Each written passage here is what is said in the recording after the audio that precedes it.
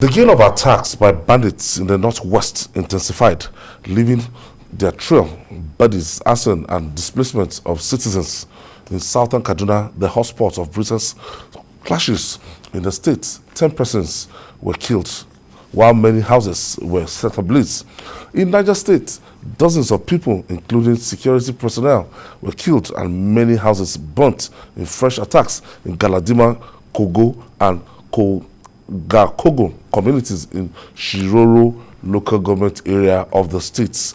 The armed bandits were said to have overpowered security operatives during the attacks. Meanwhile, bandits sacked Zamfara village despite payment of 7 million naira levy. Let's hear from Niger State Governor Alhaji Abubakar Sani Bello.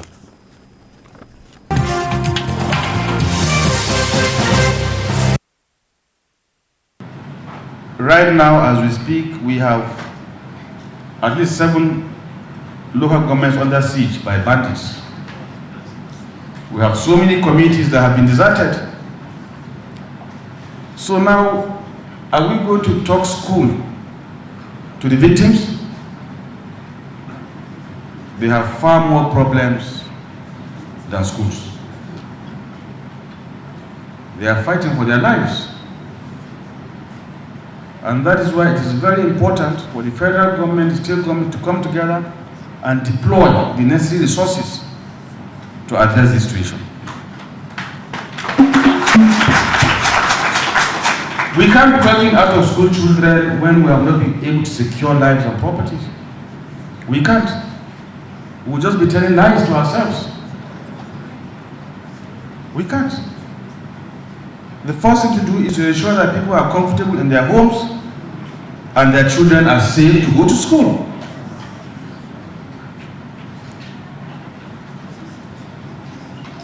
So, Honourable Minister, whatever program you're going to do to address out-of-school children, you must do or look at the security situation of the environment and the size.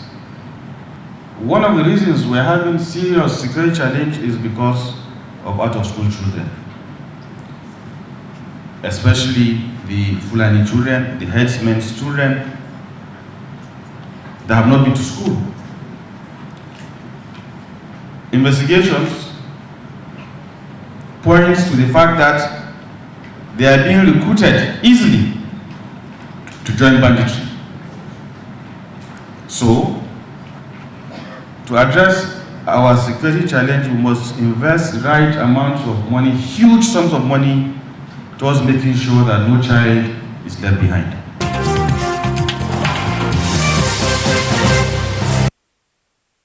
Niger State's arguably the largest state in Nigeria, the biggest state, and when you look at Shiroro, the way it is, and from the way I see it, a lot of ungoverned spaces, and those bandits, they've taken over, and they've been hibernating in that territory, and nobody have been able to displace them.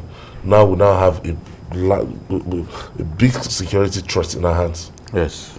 When the governor complained some time ago, his focus was on Shiroro. When he said Boko Haram had taken over Shiroro, they were controlling some parts of Shiroro. Shiroro was the problem. Everybody was talking about Shiroro.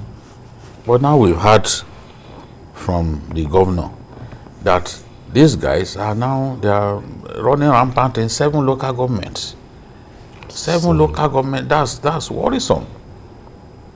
That's worrisome. And as I said before, even Bogu local government, which is the biggest local government in our country, there is the... That's in Niger? Yes, in Niger. There is the national park that is largely abandoned.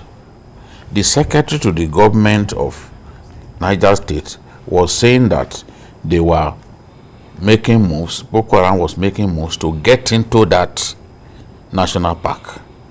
And it's such an extensive area. If they get into that place, then they have another Sambisa. How do you track them when they have a huge expanse of land to play with? They've already even mixed up with our people in some communities. They are levying our people. Nobody can go to farm unless they give you the permission to go to farm. So our people are already getting used to living with these bandits and Boko Haram elements in Niger. Now, they appear to be spreading their tentacles, which is bad enough. 7 local governments. Maybe by the time the governor addresses us again on this matter, we'll be talking about 10 local governments. That shows clearly that the strategy has not worked.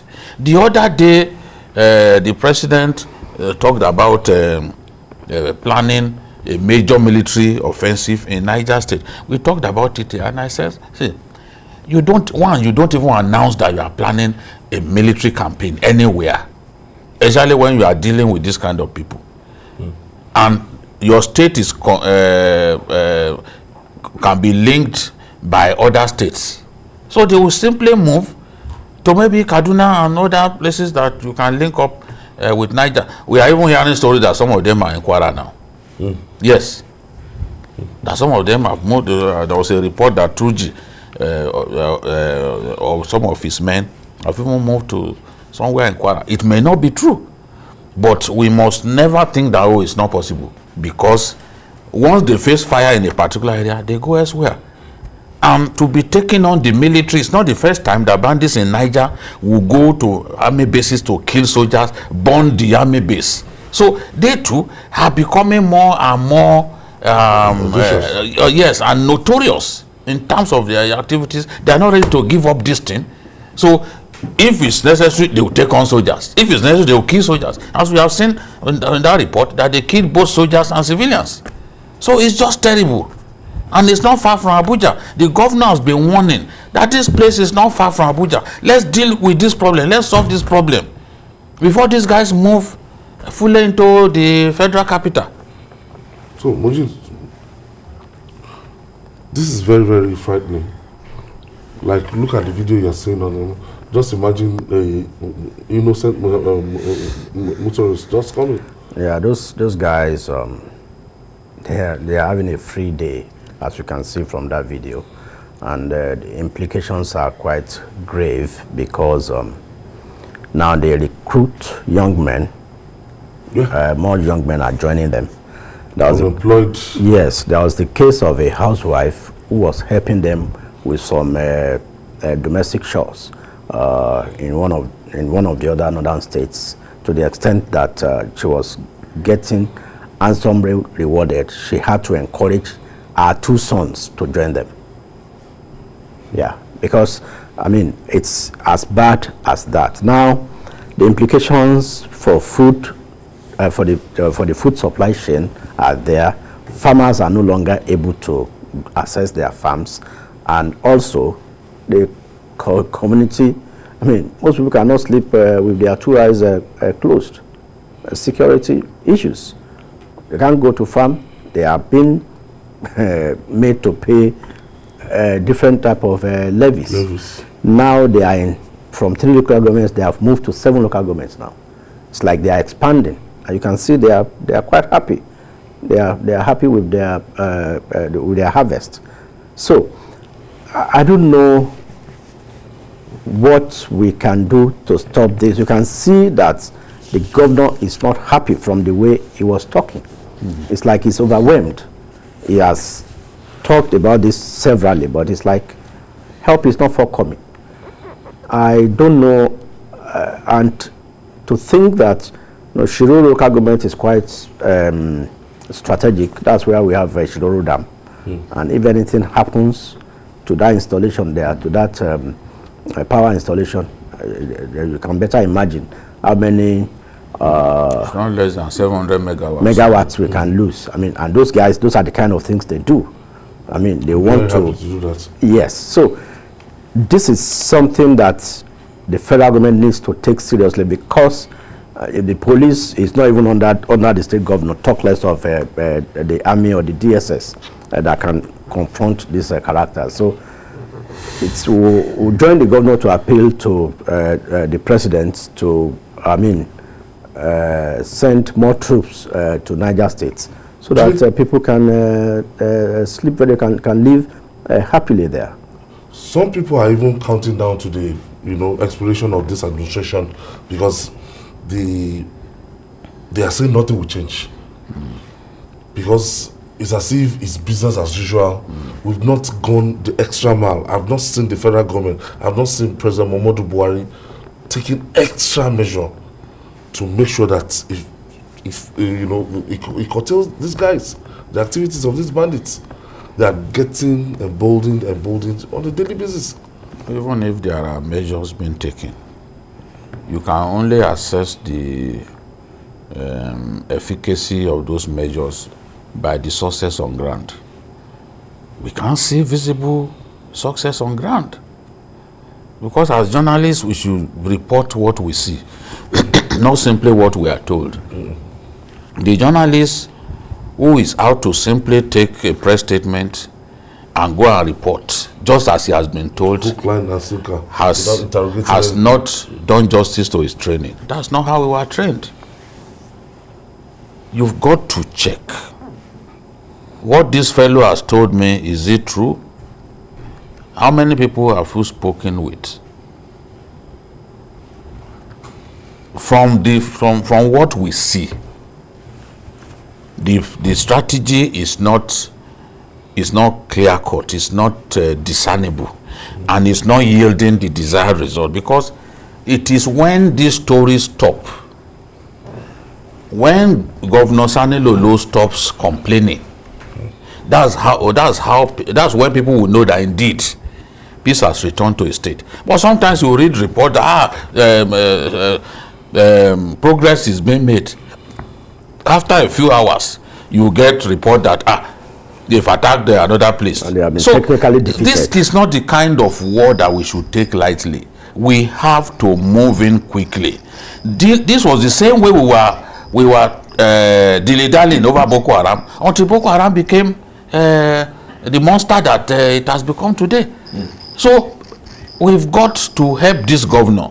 The last time I saw this governor, he didn't have gray hairs. I'm saying the truth. He didn't have gray hairs.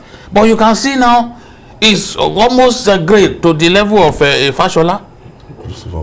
I mean, when there is problem, there's no way it won't reflect on how you look. You can't be watching his people being killed. And these guys are beasts to the point of even children as young as 3 years, they kidnap them. Some of those madrasat children, they died in their hands. And they have no conscience. They will still go and kidnap other people. So it's a national problem. I have Uchi on the line. Yeah. Thank you for staying with us, Uche. Yeah, thank you. Good evening, Ayo. Good evening. Yeah, good evening, Babajide. Good evening. And Moji. Yeah. Good evening. Yeah, good evening. Yeah, this is Uche calling from you. Okay, go ahead. Yeah, why personally I'm part of with this administration personally is because this is the only administration, the administration of Muhammadu Buhari is the only administration that he has run for 3 times, and this is the 4th time he ran and he won in 2015. Now, if you look at it, subtracting to 1999. When Obasanjo came, Obasanjo was not prepared to be our president.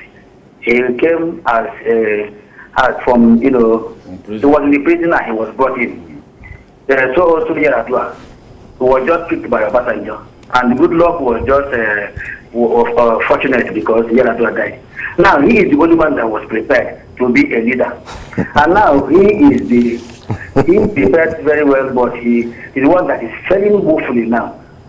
And when somebody is comparing his administration with other administration, I just wonder where they are coming from, because Uche, thank you for your contribution.